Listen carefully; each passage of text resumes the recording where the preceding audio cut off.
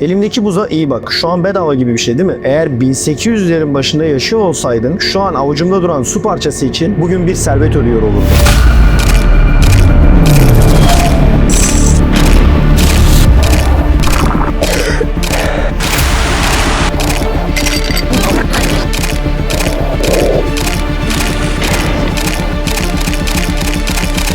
Boçvatan'dan çıkıp buz kralına dönüşen bir adamın akıl almaz kumarını, CIA'nin Milkshake ile Fidel Castro'yu neden zehirlemeye çalıştığını ve bugün bindiği arabalardan kullandığı internete kadar her şeyin aslında bir doktorun insanları soğutma takıntısıyla nasıl başladığını göreceksin. Yıl 1841. Florida'da cehennem yaşanıyor ama düşmanın mermileri yok. Düşman sarı humma denilen bir hastalık ile kırılıyor. İnsanlar ateşler içinde yanarak ölüyor. Doktor John Gory hastalarını kurtarmak için çırpınıyor ama bir sorun var. Soğutma diye bir şey henüz icat edilmedi. Dünyada yok. Gory'nin tek çaresi buz. Hayal edin, sene 1841. Florida gibi bir yerde yazlar kısa ve sıcak. Kışlar kısa, ılık ve yağışlı. Hava yıl içerisinde sıcaklık normallerinde 19 derece ile 30 derece arasında seyreden bir yerde buzu nereden bulabilirsin ki? İnanması güç ama bu buzlar tam 3000 kilometre öteden Amerika'nın donmuş kuzey göllerinden getiriliyor. At arabalarıyla, gemilerle güneşin altında erimeye terk edilerek getiriliyor. Bu öyle bir lojistik kabus ki o dönemde bir bardak buzlu su içmek bugün özel jetle tura çıkmakla aynı lükste. Doktor Gory işte bu yüzden çıldırıyordu. İnsanları kurtarmak için beyaz altına mahkumdu. Peki bu kadar uzak bir yerden buzu getirmeyi kim akıl etti? Ve daha da önemlisi 1800'lerde buz herhangi bir muhafaza olmadan 3000 kilometre bir yolda nasıl erimiyordu? İşte burada karşımıza bir vizyoner mi yoksa bir deli mi olduğuna karar veremeyeceğimiz bir isim çıkıyor. Frederick Tudor. Tudor bu iş için her şeyini kaybetti. İki kez hapse girdi ama pes etmedi. Tudor'un bu imkansız buz ticaretini nasıl bir dünya imparatorluğuna dönüştürdüğünü ve modern lojistiğin temellerini nasıl attığını konuşacağız. Hazır olun çünkü buz hasatı başlıyor. Doktor Gory'e Florida sıcağında bir umut buz bekliyordu. Bu buzu ona gönderen buz kralı Frederick Tudor kimdi? 22 yaşında Boston'lı bir tüccarı düşünün. Herkesin erir gider dediği bir şeyi dünyaya satmaya karar veriyor. Dostları onunla dalga geçiyor. Yatırımcılar kapıyı yüzüne kapatıyor. Ama Tudor'un kimsenin bilmediği çok kişisel bir davası vardı. 1801 yılında Tudor ve abisi Karayipler'e bir geziye çıkıyorlar. Orada korkunç bir humaya hastalığına yakalanıyorlar. Boston'daki evlerinde olsalar hizmetçilerinden hemen biraz buz ister ve ateşlerini düşürürlerdi. Ama o gittikleri adalarda buzun adını bırakın daha önce gören bile olmamış. Tudor iyileşmişti ama abisi ne yazık ki kurtulamadı. Tudor ömrü boyunca abisinin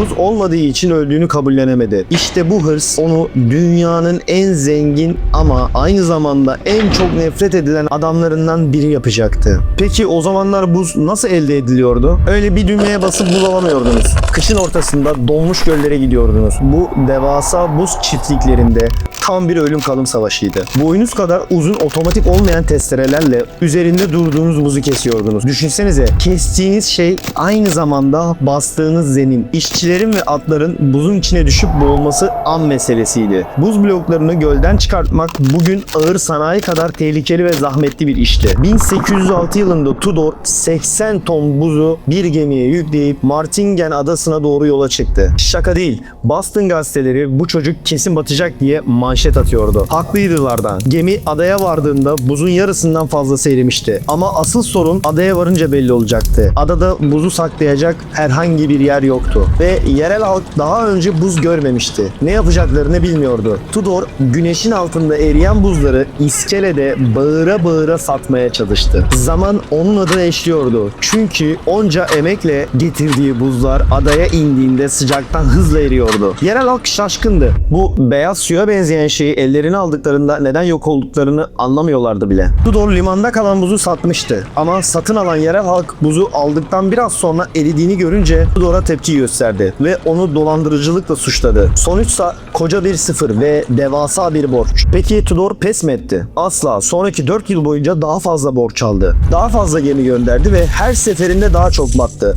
Öyle ki borçları yüzünden tam 2 kez hapse girdi. Alacaklarından kaçmak için kendi gemilerinde saklanıyordu. İlerleyen yıllarda dünyanın tek gerçek lideri olacak bu adam o günlerde günlüğüne kendi huzursuzluğumun kışını yaşıyorum yazacaktı. Herkes onun bittiğini düşünüyordu. Ama Tudor hapisteyken bir şey fark etti. Sorun buzun erimesi değil, insanların buzla ne yapacağını bilmemesiydi. İnsanların ihtiyaç duymadıkları bir şeyi nasıl satabilirdi ki? Tudor buna da bir çözüm bulmuştu. Buzu bedava dağıtarak dünyanın ilk büyük bağımlılığını yarattı ve buzu erimekten kurtaran 1000 yıllık gizemli teknikler üretti. İşte o zaman işler Tudor için bir kademe daha atladı. Tudor hapisten çıktığında cebinde 5 kuruşu yoktu ama kafasında dev bir plan vardı. İnsanlar buzu bir sihirbazlık numarası sanıyordu. Ellerinde eriyip gidince sinirleniyorlardı. Tudor şunu anladı. Eğer bu işte zengin olacaksa önce buzu erimekten kurtarmalıydı. Sonra da insanları bu buza ve soğukluğa bağımlı hale getirmeliydi. Peki ama nasıl? Yazın ortasında koca buz kalıplarını nasıl erimekten kurtarıp ayakta tutacaktı? Bir kardan adamın neden saatlerce erimediğini hiç düşündün mü? Bilim buna kareküp kanunu diyor. Bir buz kütlesi ne kadar büyük ve topluysa yüzey alanı hacmine göre o kadar küçülür. Dışarıdaki sıcak hava ona o kadar zor nüfuz eder. Tudor binlerce ton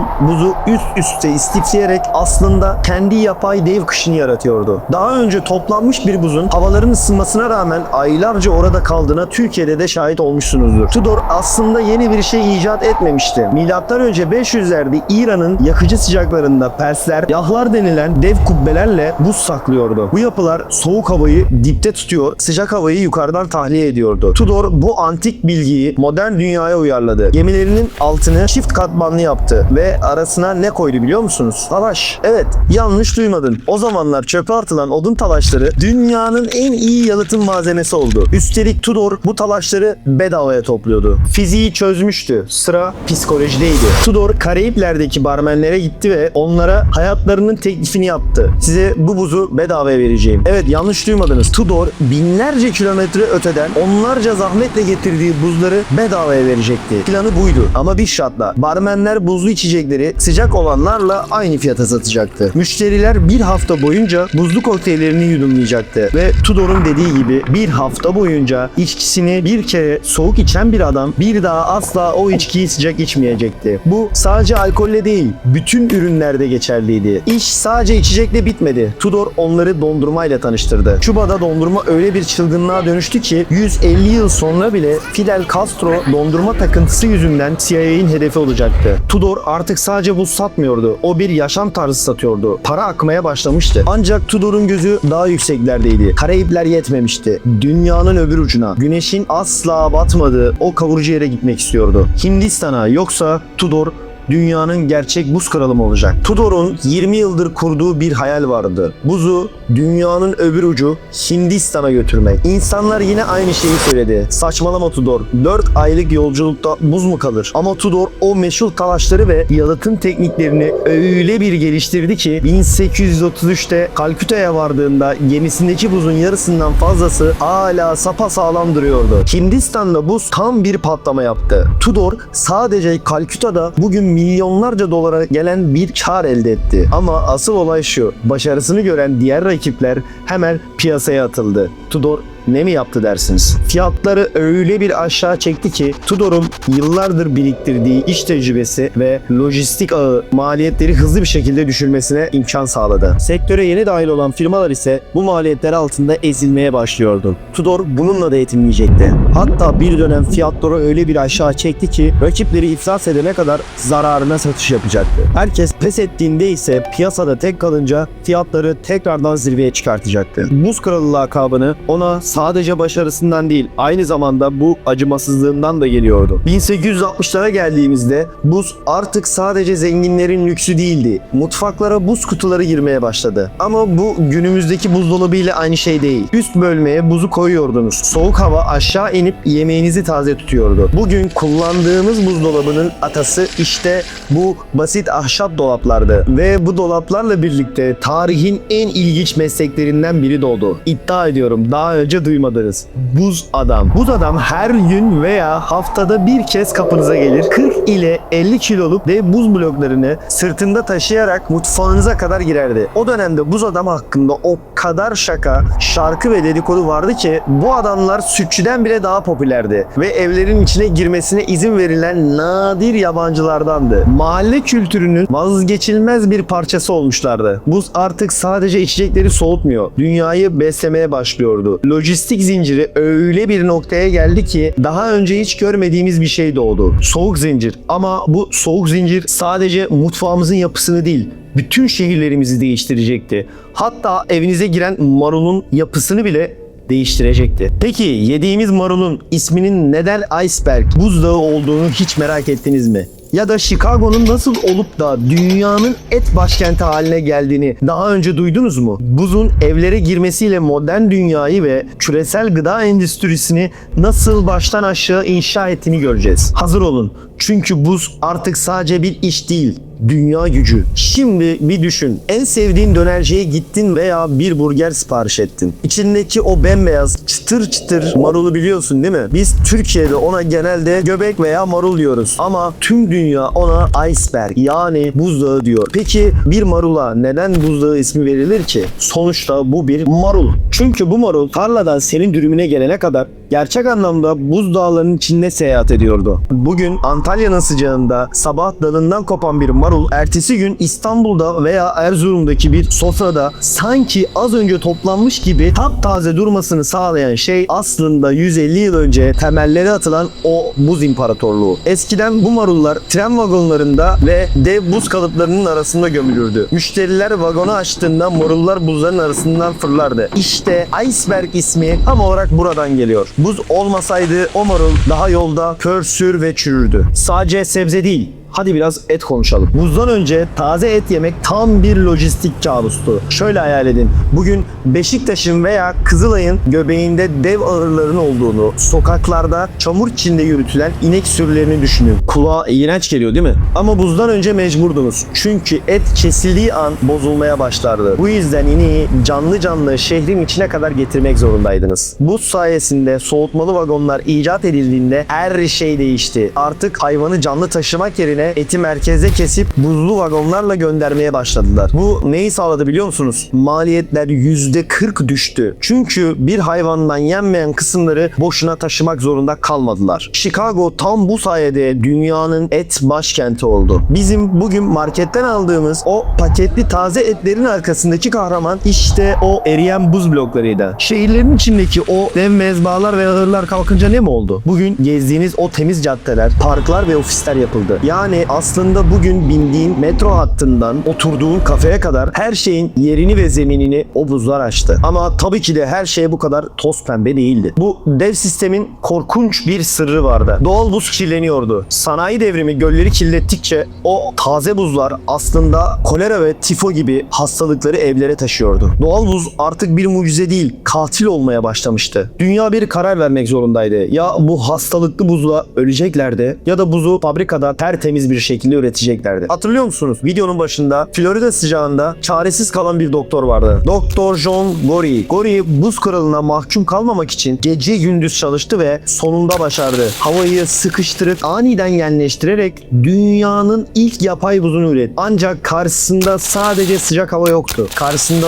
dünyanın en güçlü tekelcisi Frederick Tudor vardı. Buz kralı Tudor bu icadın kendi imparatorluğunu yıkacağını biliyordu. Peki ne mi yaptı? Etik olmayan her yolu denedi. Gazetelere ilanlar vererek yapay buzun sağlıksız olduğunu, Tanrı'nın işine karışmak olduğunu yaydı. Hatta Doktor Gorey'i halkın gözünde bir deli gibi gösterdi. Doktor Gorey icadının tek bir kuruşunu bile kazanamadan borç içinde acımasız bir şekilde ölü bulundu. Kendi hastalarını kurtarmaya çalıştığı o yüksek ateş hastalığına yenik düştü ve öldü. Ama tarih Gorey'nin intikamını çok garip bir şekilde alacaktı. 19. yüzyılın sonuna gelindiğinde doğal buz tam bir felakete dönüştü. Sanayi Sanayileşme gölleri öyle bir kirletti ki Tudor'un doğal ve kutsal buzları artık evlere kolera ve zehir taşıyordu. İnsanlar bir seçim yapmak zorunda kaldı. Ya tanrı yapımı doğal ve kirli buzlarla öleceklerdi ya da insan yapımı tertemiz fabrikasyon buzlarını kullanacaklardı. Kazanan teknoloji oldu. 1927'de ilk ev tipi buzdolabı satışa çıktığında bu otomobillerden bile